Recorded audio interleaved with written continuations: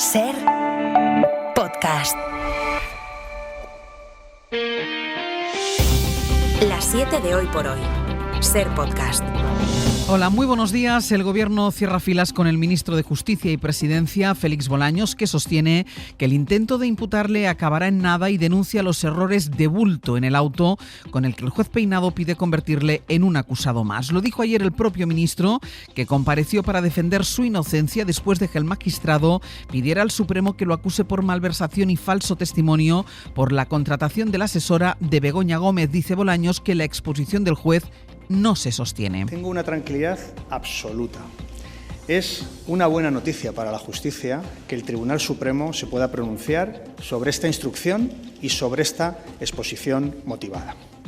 Un Tribunal Supremo profesional e imparcial que estoy convencido que adoptará una resolución justa, ajustada a derecho y conforme a los hechos. A Bolaños lo único que le preocupa es la imagen que Peinado pueda dar de la justicia con esta resolución. En su escrito, el juez repite más de 10 veces que Bolaños está investigado, pero la realidad es que ni siquiera puede estarlo, por lo menos hasta que se pronuncie el Supremo. Isabel Fernández Pedrote, buenos días. Hola Ángeles, buenos días. Peinado señala a Bolaños por 2 delitos, malversación y falso testimonio, declaró como testigo y por ley los testigos no pueden mentir. Asegura que Bolaños no dijo la verdad porque le contestó que fue el coordinador de personal de Moncloa, Raúl Díaz, quien contrató a la asesora, Cristina Álvarez. Pero el ministro no contestó eso, porque en realidad no contestó a esa pregunta. El juez le preguntó, como recoge el interrogatorio, de quién dependía la asesora. Y a eso es a lo que le contesta que, como dice el organigrama, dependía de ese hombre, de Raúl Díaz. En plena crisis por los casos de corrupción que amenazan al Partido Socialista y ante la incertidumbre de hasta dónde llegarán las investigaciones de la UCO, en la trama de mordidas que implican a Ábalos y a Santos Cerdán, el Gobierno recibe este movimiento de Peinado casi como un respiro. Están seguros de que no puede prosperar. De hecho, el Ejecutivo confía en que el Supremo corrija la intención de Peinado, que les parece un disparate. Todos los socios, a excepción de Podemos, que ha dicho que le cuesta distinguir el grano de la paja, han cerrado también filas con el Gobierno y han llegado a calificar de esperpéntico el auto del juez. El PP quiere esperar a la respuesta del Supremo, pero no creen que Bolaños deba estar tranquilo. Miguel Tellado. Yo creo que el señor Bolaños tiene motivos para estar preocupado. Es verdad que es el más cínico de este Gobierno y que se dedica de forma continuada a echar balones fuera sobre los casos de corrupción que afectan al Gobierno, al Partido Socialista y al entorno personal y familiar del presidente del Gobierno. Pues este va a ser uno de los frentes que se encontrará hoy el Gobierno en la última sesión de control en el Congreso, la última antes del verano. El otro va a estar en lo que salga de la cumbre de La Haya, en el debate sobre el aumento del gasto en defensa y en el papel que está jugando España en esta discusión en la OTAN. Que es protagonista en la prensa internacional a pocas horas de que comience el día fuerte de la cumbre. El presidente de Estados Unidos, Donald Trump, ha colocado a España en el punto de mira. Dice que es un problema que España no asuma su exigencia de elevar el gasto al 5% del PIB y que se plantee frente a un bloque que encabezan Estados Unidos, Alemania y Francia. El secretario general de la OTAN, Mark Rutte, con quien Sánchez acordó una fórmula que le permitiera flexibilidad para no fijar porcentajes, sino centrarse en las capacidades que debe aportar cada Estado, está seguro de que hoy saldrá adelante un acuerdo que contente a todas las partes. Uno que básicamente se escribe para que todos los aliados entiendan el acuerdo como una victoria para sus intereses, que permita a España alcanzar los objetivos sin gastar ese 5% y que satisfaga a Trump, que quiere ver cómo toda Europa redobla sus esfuerzos. Es precisamente lo que intentaba ayer convencer Rutte al propio Trump, de que Europa iba a pagar gracias a él. Es al menos lo que le dicen unos mensajes privados que el propio Trump desveló ayer en la víspera de esta cumbre. Enviado especial a La Haya, Enrique García Pozo, buenos días. Buenos días, sí. El secretario general asegura que no es un problema que Donald Trump haya publicado el pantallazo de un mensaje a través de Signal en el que decía: Europa va a pagar a lo grande como tiene que ser. Considera Rutte que el tono de esos mensajes fue el adecuado. Palabras del secretario general antes de esa cena, el primer encuentro de todos los jefes de Estado y de Gobierno en una cumbre que comienza con las críticas directas de Donald Trump a España, críticas por el gasto en defensa. El presidente también ha compartido en su red social un artículo de prensa con este titular: España amenaza con descarrilar la cumbre de la OTAN. Rutte asegura que no tiene ninguna preocupación sobre el contenido del gráfico que publicaba Trump. Añade que España va a respaldar la declaración final y repite que el presidente comprobará que la cumbre será un éxito enorme, también para él. Todas las fuentes consultadas explican que la declaración tendrá una fórmula lo suficientemente genérica que no comprometa a ese 5% a todos los aliados. Pues así está empezando el miércoles, es 25 de junio. Hoy por hoy noticias.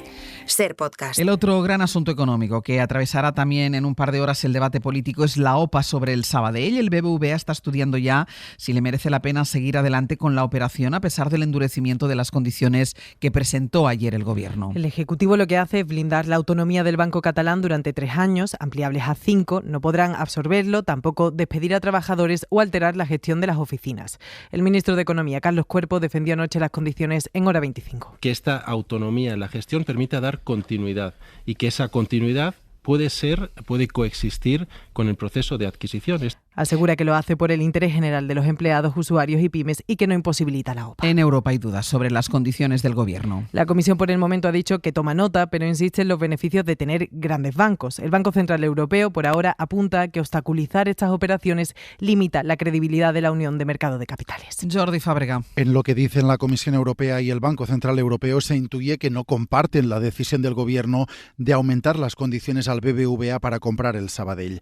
Ambas instituciones aseguran que no opinan sobre el caso concreto español, pero dice, por ejemplo, el vicepresidente del Banco Central, Luis de Guindos, que, en general, poner obstáculos a las fusiones entre bancos no es coherente. Poner obstáculos desde el punto de vista de lo que es en Europa, y no es solamente el caso de España, tenemos otros casos, de alguna forma limita la credibilidad del discurso sobre la unión del mercado de capitales. Desde la Comisión Europea dicen que toman nota de la decisión del Gobierno, reiteran que cualquier intervención debe ser proporcionada y justificada y recuerdan que si las restricciones son injustificadas, utilizarán su poder para eliminarlas. Donde ha sentado muy bien la decisión del Consejo de Ministros ha sido en Cataluña. La Generalitat celebra las condiciones impuestas que para la patronal catalana imposibilitan la fusión de ambas entidades. Radio Barcelona, Laura Pons.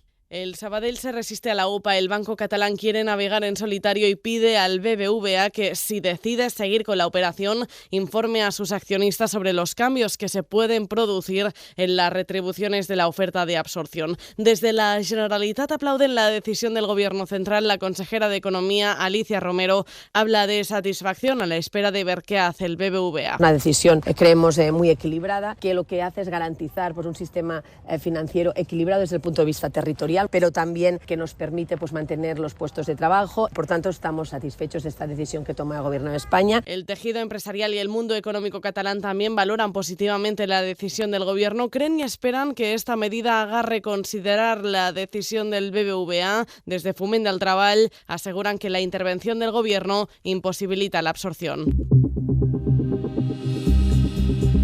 De la crónica de tribunales, la Guardia Civil ha entregado al juez el contrato por el que Santos Cerdán firmó la compra de casi la mitad de Servinavar, considerada la empresa clave en la trama corrupta de las mordidas. El documento lo han encontrado en casa del empresario Anchón Alonso. Tiene fecha de 2016 y en él se compromete a pagar 6.000 euros a cambio de ese 45%.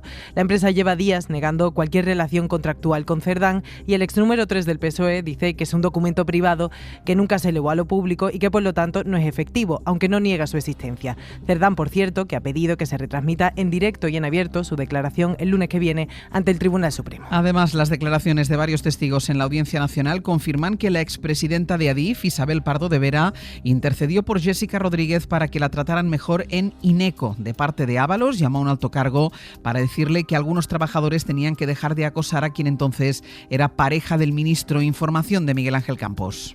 Isabel Pardo de Vera llamó de parte del entonces ministro Ábalos al subdirector de gestión de Adif, Ignacio Zaldívar, y le dijo que tratasen mejor a Jessica, que los trabajadores de Ineco, donde la novia del ministro fue contratada, dejasen de acosarla. Es lo que afirmaba ayer Zaldívar en su declaración como testigo ante el juez del caso Coldo en la Audiencia Nacional, lo que apuntala la acusación contra la expresidenta de Adif, Pardo de Vera, por enchufar a la novia de Ábalos en Ineco, una empresa pública de la que cobraba sin ir a trabajar, según su propia declaración. Las declaraciones de otros testigos también ahondaron en esa idea. La responsable de reclutamiento de personal de Ineco, Ana Bueno, declaró que no hubo proceso de selección en el caso de Jessica Rodríguez, y otra empleada, María Dolores Tapia, le reclamó el parte de horas trabajadas porque no aparecía en el expediente. El Congreso admitió ayer a trámite la ley para que las terapias de conversión sean delito, un texto impulsado por el PSOE y que salió adelante con una amplia mayoría. Solo votó en contra Vox. Las terapias para intentar revertir la homosexualidad están prohibidas, pero se siguen aplicando en algunas diócesis de la Iglesia. De prosperar su tramitación parlamentaria, la ley contemplaría un castigo de hasta 2 años de cárcel. Mario Laurido.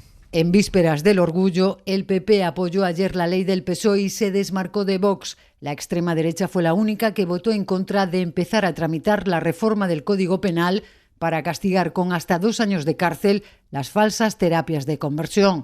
Ya están prohibidas, pero se siguen practicando. Víctor Gutiérrez, diputado socialista. Sigue habiendo familias, curas, pastores de sectas y coaches que venden la misma mentira. Que la diversidad sexual y de género se puede extirpar con sesiones de rezo, con descargas eléctricas, con medicamentos y con amenazas. Basta ya de que este tipo de torturas se ejerzan en nuestro país. El sí del PP sorprendió después del duro ataque de su diputado gay Jaime de los Santos, que hizo de su intervención un batiburrillo. Son del único partido que llevaban en su programa electoral la abolición de la prostitución y a puteros no les gana nadie. Tito Berni, Casosere, Ábalos, Coldo. La propuesta no solo recoge prisión para particulares o asociaciones que apliquen estas prácticas, también para padres y madres que las consientan.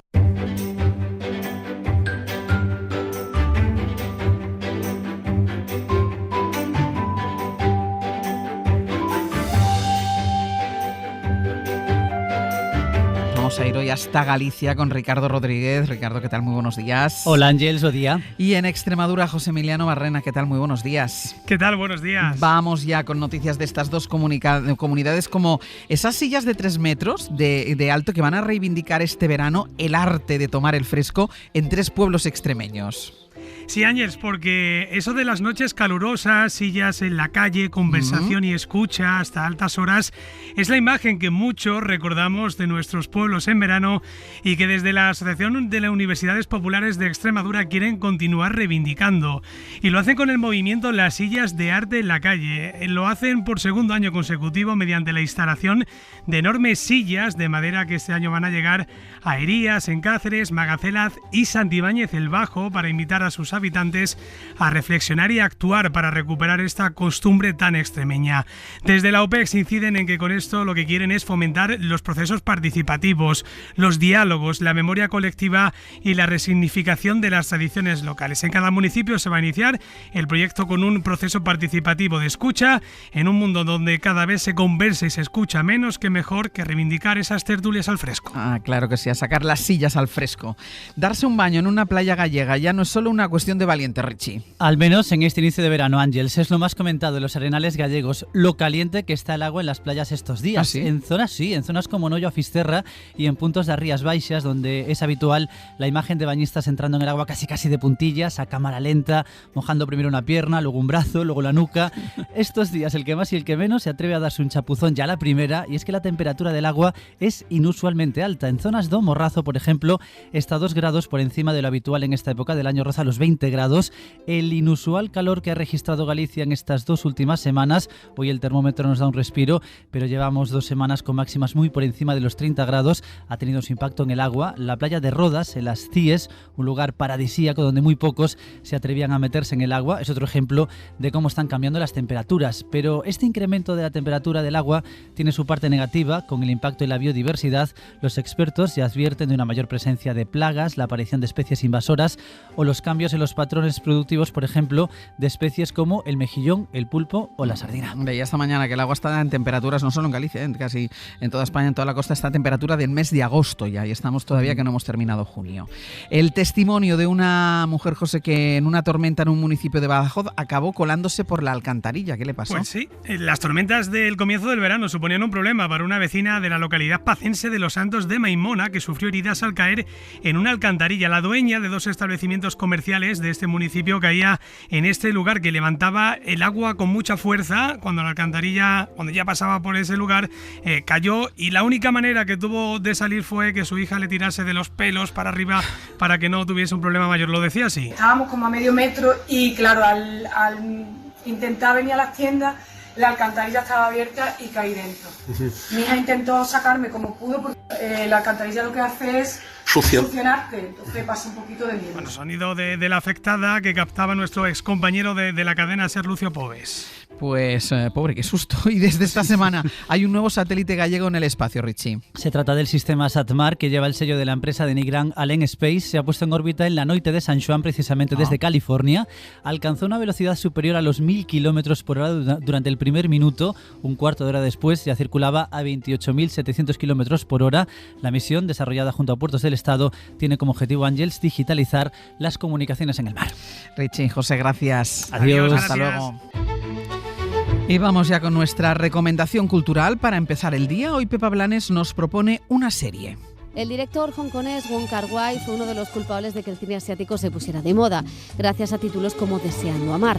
Ahora estrena una serie, Blossom Shanghai, que se ha convertido en todo un éxito en su país, en China.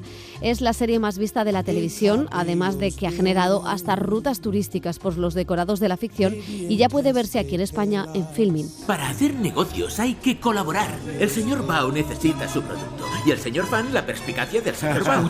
Un thriller sobre cómo el capitalismo empezó a desarrollarse en los años 90 en el gigante asiático a través del ascenso de un joven en el mundo bursátil y de los negocios. Una especie de Gran Gatsby asiático en una serie dirigida de una manera impresionante, donde los edificios de Shanghái se convierten en un personaje más, donde respiramos los olores y nos deslumbramos por los neones. ¿Tu marido va a regresar? Sí. No tengo esperanzas. Te entiendo. No volveré a verte. Ten cuidado con tu marido. Desde la revolución cultural hasta los años 90, todo abarca esta serie con personajes tan carismáticos como los de Succession, pero menos macabros, y con un uso de la música y los movimientos de cámara que son puro cine. Para no perderte ningún episodio, síguenos en la aplicación o la web de la SER, Podium Podcast o tu plataforma de audio favorita.